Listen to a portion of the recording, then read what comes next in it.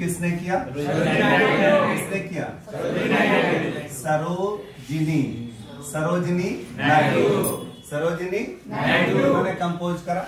तो पहले इनका इंट्रोडक्शन देखें कि village song is a folk song. Village song is a folk song. इसमें एल साइलेंट है, इसलिए इसको क्या कहते हैं? फोक। और फोक का मतलब होता है लोक। फोक का मतलब लोक। तो विलेज सॉन्ग क्या है? लोकगीत है। क्या है? Village song is a folk song composed by Sarojini Naidu. Composed by Sarojini Naidu. अगर पोयम को लिखना हो या गीत को लिखना हो, जैसे म्यूजिक कंपोजर वैसे पोयम कंपोजर। बात समझिए ना? पोयम के राइटर नहीं होते, पोयम के ऑथर नहीं होते, गीत के राइटर और ऑथर नहीं होते। क्या होते? कंपोजर। तो village song is a folk song composed by Sarojini Naidu. She was born in 1879. Sarojini Naidu was born in 1879 and died in 1950. Died in 1950.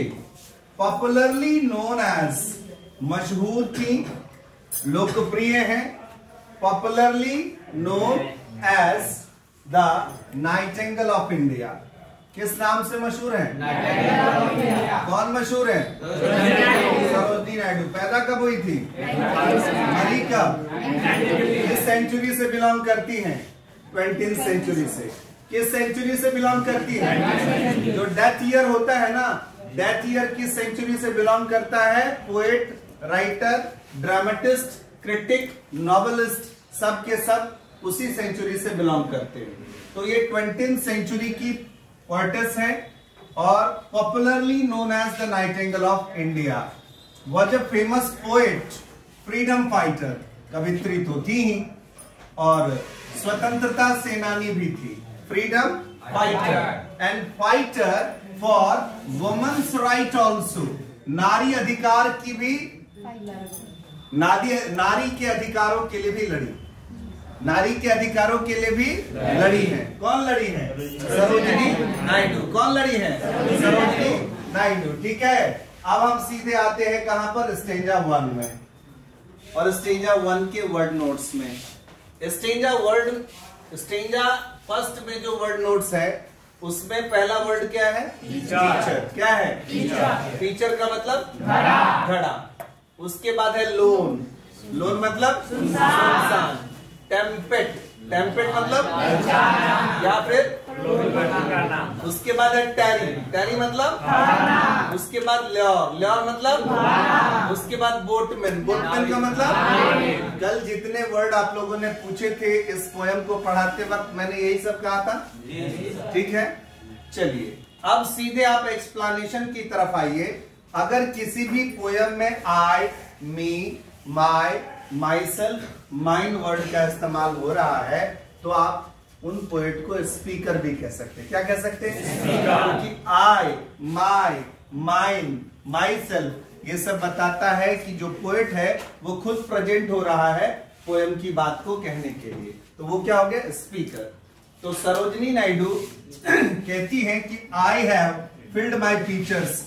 मैंने अपने घड़े भर लिए, मैंने अपने घड़े भर लिए।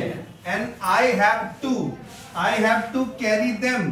I have to carry them. Them word किसके लिए आ रहा है? टीचर्स के लिए। किसके लिए आ रहा है? I have to carry them. Have to जो होता है वो बताता है कंपल्सन को, ऑब्लिगेशन को, नेसेसिटी को। कंपल्सन, ऑब्लिगेशन और नेसेसिटी ये क्या है? अनिवार्यता, बाध्यता। किसी काम को करना यदि आपकी मजबूरी है तो क्या है? वो आपके लिए कंपल्सन है, ऑब्लिगेशन है। जैसे I have to wash my cloth myself, मुझे अपने कपड़े खुद धोने पड़ते हैं। I have to wash my cloth myself, मुझे अपने कपड़े खुद धोने पड़ते हैं। तो I have filled my teachers, मैंने अपने घड़े भर लिए। And I have to carry them, मुझे इन घरों को ढोकर ले जाना है। फार, दूर, बहुत दूर। बहुत दूर कहाँ? टू माई होम, घर, घर ले जाना है। The way to my home is long and lonely, मेरे घर तक का रास्ता लंबा भी है और सुनसान भी है। लंबा भी और सुनसान भी है। Why am I tempted? मैं क्यों प्रलोभित हो गई? Why am I tempted? मैं क्यों प्रलोभित हो गई?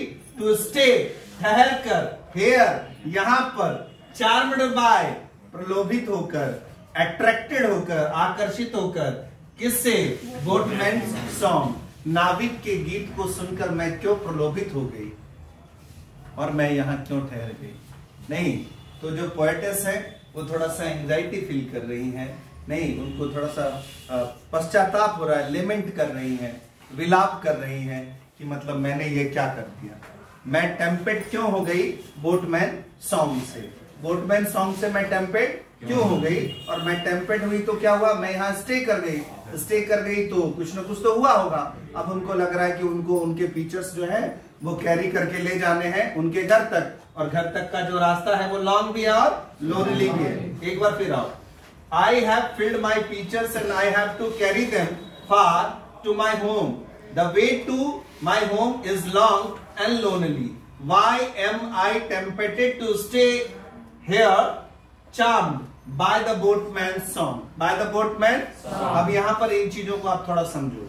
जब भी एक्सप्लेनेशन की तरफ जाना ना, या इंग्लिश न्यूज़पेपर पढ़ते हो, मैगजीन पढ़ते हो, किसी भी चीज को पढ़ते हो, तुम केवल वहां पर उन चीजों को गौर करो कि सेंटेंस में आगे जो प्रोनाउंस आ रहे हैं ना वो किसके लिए आ रहे हैं। बार बार तो नाउन को रिपीट करेंगे नहीं, प्रोनाउन आ किसके ले रहे हैं। जैसे मैंने आपको यहाँ पर क्या बताया कि देम का यूज, तो देम तो प्लूरल है, देम क्या है? प्लूरल है। पीछे चर्चा किसकी हुई है? स्पीकर की, ये तो सिंगुलर है, आई। और उसके बाद किसकी चर्चा हो रही है? टीचर्स की। किसकी चर्चा हो रही है? टीचर्स की। तो देम जो प्लूरल आया वो किसके लिए आया? टीचर्स के लिए। किसके लिए आया? टीचर्स के लिए। The way to my home, मेरे घर जाने का रास्ता, इज लॉन्ग, लंबा, फार, दूर है, एंड लोनली, और सुनसान भी है। और क्या है? सुनसान भी है, मतलब रास्ते में बहुत सारे लोग मिलेंगे नहीं। Why, WH word, M, helping verb, I, pronoun में है, सब्जेक्ट का काम कर रहा है। देख रहे हो WH के स्ट्रक्चर को फॉलो कर रहा है ना। एक्सप्लेनेशन आपके एग्जाम का कंपलसरी क्वेश्चन है। आप हिंदी लिटरेचर जो 100 नंबर का आपका है वो, या इंग्लिश आपका 100 नंबर का है वो, उसमें 50 ऑब्जेक्टिव्स के बाद के जो टाइप ऑफ क्वेश्चंस हैं, सेक्शंस हैं, उनको जरा गौर से देखिए और उस हिसाब से तैयारी करिए। प्लेग्राउंड में उतरने से पहले गेम के पूरे रूल को समझो ताकि तुम पूरा स्कोर कर सको, पूरा का पूरा स्कोर कर सको। और हम पढ़ रहे हैं कंपोजर सरोजिनी नायडू को। Sarojini Naidu the nightingale of India. The nightingale of India. छोटी पोएटेस तो नहीं है, छोटी तो नहीं है। अब हम आगे की ओर चलें।